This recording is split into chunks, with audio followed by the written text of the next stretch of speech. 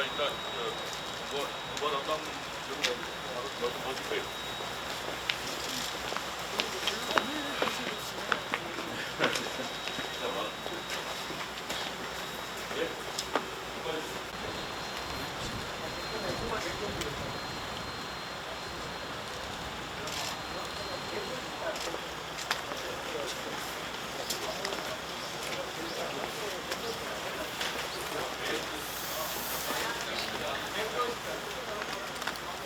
언론인 여러분, 추운데 고생이 많습니다.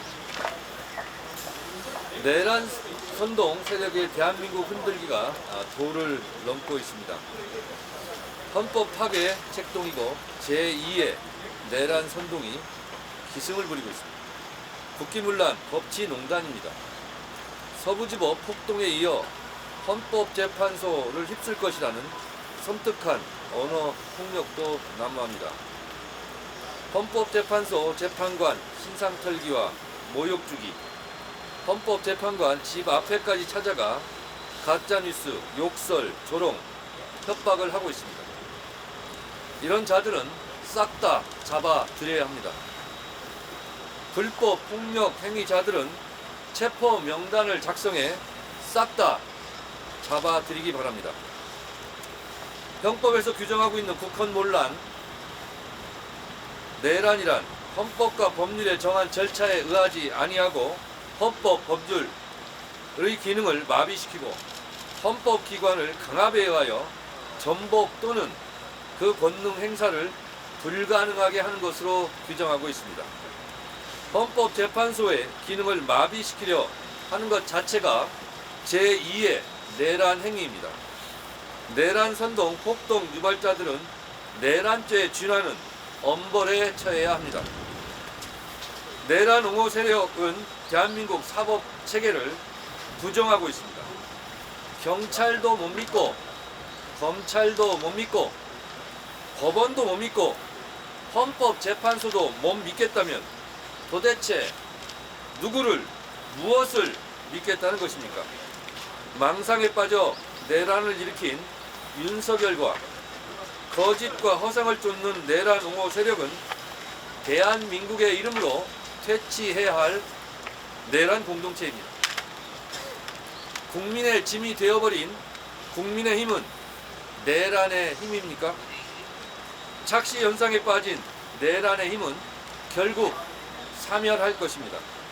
내란 옹호, 내란 선동 세력은 제발 정신 차리기 바랍니다. 헌법재판소 흔들기를 당장 중단하시기 바랍니다.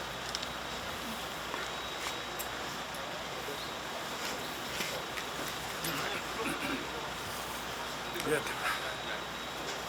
날씨 바람도 심한데 고생들이 많으십니다. 오늘은 대통령 탄핵 심판 사건의 제9회 변론 기일입니다. 지난해 12월 3일 비상계엄 선포로부터 이제 77일이 지나가고 있습니다. 피청구인이 시대착오적인 장기 집권의 망상을 품고 이른바 셀프 쿠데타 형식의 내란 행위를 벌인 것에 대해서 그에 마땅한 헌법적 대응을 하고 있는 것이 바로 이 탄핵 심판 사건입니다. 피청구인의 일련의 내란 행위, 그 사실관계와 성격은 당초부터 분명하다 할 것입니다. 그런데 그렇더라도 헌법이 보장하는 여러 절차적인 권리들을 피청구인에게도 보장해 주고자 지금 매우 신중한 절차를 진행하면서 시일이 흐르고 있습니다. 그런데 이렇게 시일이 흐르는 사이에 최근에 이르러 정말 우려스러운 그런 상황이 전개되고 있습니다. 보도에 의하면 피청구인의 일부 극렬 지지자들이 이 탄핵 심판 사건의 심리를 진행 중인 헌법재판소 재판관들의 주거지 자택을 찾아서 몰려가서 모욕적인 비난, 사퇴 압박, 그리고 물리적 가해 협박 등 범죄적 행위를 벌이고 있다는 것입니다. 참으로 개탄할 일입니다. 우리가 소중하게 키워왔던 민주 헌정 질서의 근간을 허물어뜨려서 하루아침에 만신창이로 만들려고 하는 이러한 반지성적 만행은 도대체 무엇을 그리고 누구를 위한 것입니까? 그런데 더욱 걱정되는 것은 이러한 소동이 단지 일부 몰지각한 인사들의 우발적 그리고 일회적 소동이 아니라 피청구인 주변의 인사들이 내란 범죄자를 엄호하겠다는 목적으로 사실관계를 왜곡하는 억지 주장을 하고 또 범죄자를 피해자로 둔갑시키는 궤변으로 대중을 오도하고 있는 그 결과라는 것입니다. 그런데 또 다른 한편에서 피청구인이 내란 범행 후 그에 따른 수사, 재판 또는 이 사건 탄핵 심판을 받는 과정에서 피의자 또는 피청구인으로서의 인권을 보장받지 못하고 있다고 주장하는 국가기관이 나섰다고 합니다. 피청구인이 내란 범행 후 수사나 체포 그리고 구속, 이어지는 재판 절차에서는 물론이고 수감 생활의 와중에도 일반 국민, 일반 피의자들과는 너무나 다른 여러 특권과 혜택을 누리고 있다는 것을 언론 보도를 통해서 익히 알고 있을 텐데도 이러한 주장을 하는 것이 놀랍습니다. 더구나 아이러니한 것은 바로 그러한 주장을 주도하고 있는 인사들이 사실은 그동안 사회적 약자, 소수자의 인권에 대해서는 눈 감고 외면하고 오히려 그 사회적 약자들을 혐오하고 모욕하던 인사들이라는 점이 더욱 놀랍습니다. 이 지점에서 필요한 것은 이러한 가치 전도의 혼란상을 가장 빠르게 그리고 효과적으로 극복하고 위기에 처한 민주 헌정 질서를 세우기 위한 노력을 서두르는 일입니다. 그리하기 위한 가장 기묘하고 또 확실한 해법은 바로 이 탄핵 심판 사건에서 결정으로 피청구인을 대통령의 직무에서 확정적으로 배제하는 것입니다.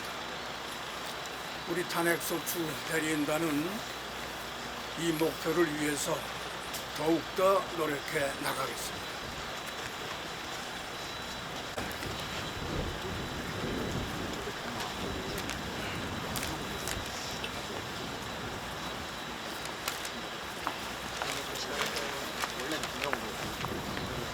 윤석열 대통령은 헌법을 준수하고 수호할 책무가 있음에도 불구하고 헌법을 수호하기는커녕 자신이 주도가 되어 헌법과 헌정 질서를 파괴하였습니다. 비상계엄 해제 결의 중인 국회를 공격하였습니다. 그리고 포고령의 발동으로 국회와 지방의회, 정당 활동을 금지하였습니다. 만일 국회 운영 자금을 완전히 차단하고 비상입법기구 예산을 편성하라는 내용이 담긴 기재부 장관에 대한 계엄 지시 문건이 실행된다면 국회의 기능은 완전하게 무력화됩니다. 한편 선거 관련에 들어가 서버를 확보하고 선관위 직원을 체포하려 했던 목적은 총선 이후 구성된 국회 해산 명분을 찾기 위한 것이었습니다. 결국 비상계엄의 궁극적인 목표는 국회를 해산하고 국가비상입법기구라는 반헌법적인 기구를 통해 입법권까지 장악하여 독재정을 수립하려는 것으로 볼 수 있습니다. 이는 법치국가의 원칙, 권력 분립의 원칙에 대한 전면적인 공격 행위입니다. 헌법 수호의 관점에서 도저히 용납될 수 없는 행위입니다. 정보사령관을 역임했던 민간인 노상원은 12.3 내란의 핵심 비선으로 알려져 있습니다. 그는 지난해 9월 김용현 국방부 장관의 취임 후 계엄 당일까지 국방부 장관 공간을 22회나 방문하고 비아폰도 사용하고 있었습니다.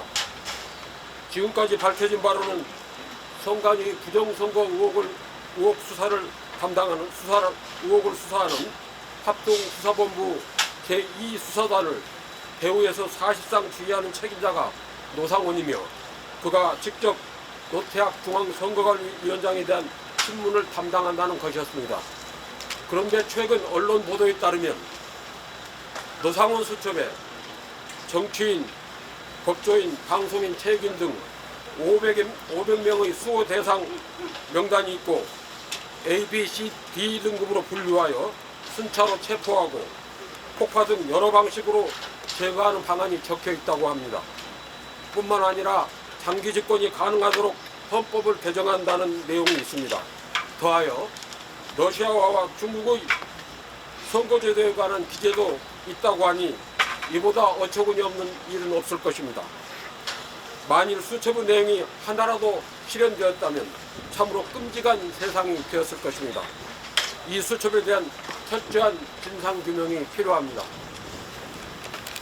감사합니다. 지나가겠습니다. 지나가겠습니다.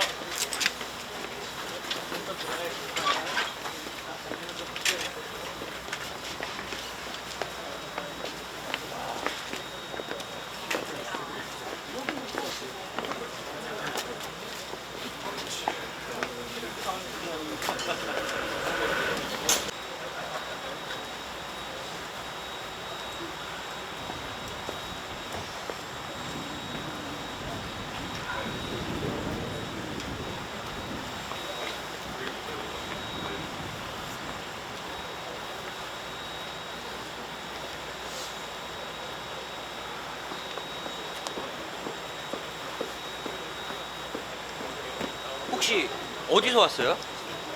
아니요, 여기. 아니, 사진기자 협회 지금 4명인데 어디서 오셨어요? 쿠키뉴스? 그러면 지금 들어가는 거 그 2명이잖아요. 일요, 네. 그럼 지금 찍으신 거죠? 일요 씨 다 아직 아는 거죠?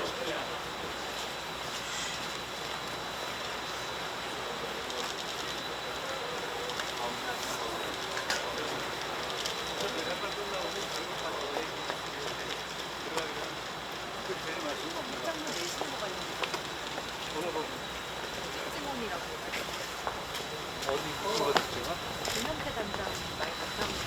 지금까지 감사합니다.